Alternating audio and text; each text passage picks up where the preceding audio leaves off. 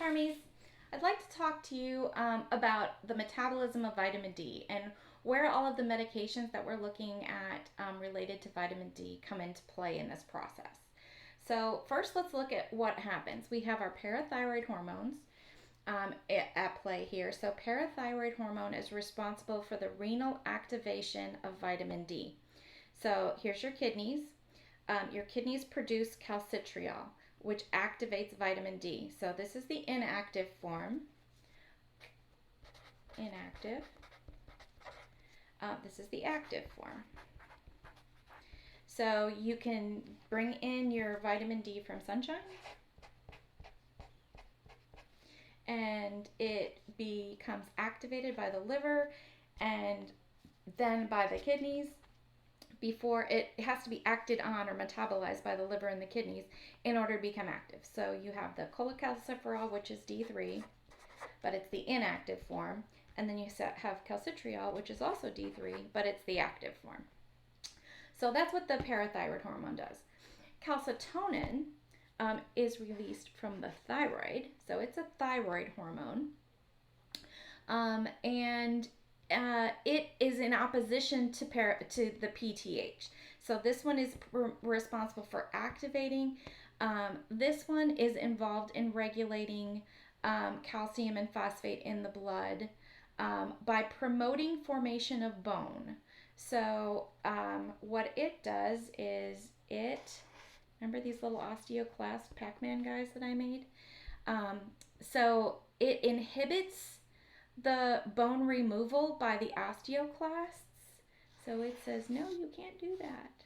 And then it promotes bone formation by the osteoblasts. So these guys are laying down all of those, that bone matrix.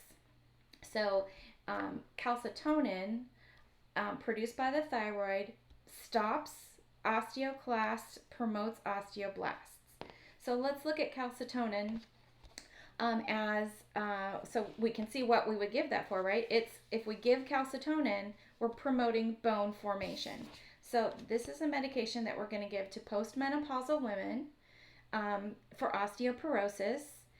It is also given for hypercalcemia because it works in opposition to parathyroid hormone. So we'll talk more about that in just a minute. But it prevents the bone resorption by inhibiting the osteoclast activity. And it promotes the laying down of new bone. So side effects of that would be GI upset, maybe some nasal dryness if it's given intranasally. And we need to encourage calcium and vitamin D intake because these osteoblasts will be promoted, but they need to have something to lay down. They need to have the substances to actually form that bone matrix. So there's calcitonin, thyroid hormone, promotes bone formation. All right, let's keep on coming down here till we get to calcitriol. So calcitriol is something that we are going to give if there is a problem with the kidney. So it's made by the kidneys. So if your kidneys aren't working, we might have to substitute some of this exogenously. We might have to give this to you from the outside. Parathyroid hormone is necessary to activate the kidneys. So if your parathyroid is damaged, we might also have to give you calcitriol.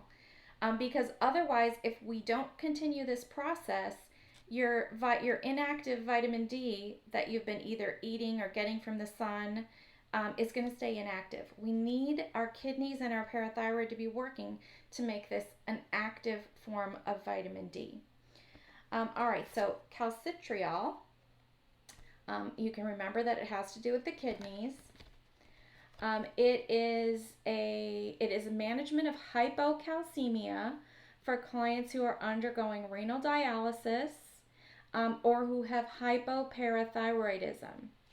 So calcitriol, because it comes directly from the kidney, if your kidney isn't working, we need to give you some calcitriol. If your parathyroid isn't working, we need to give you some calcitriol in order to get that active form of vitamin D.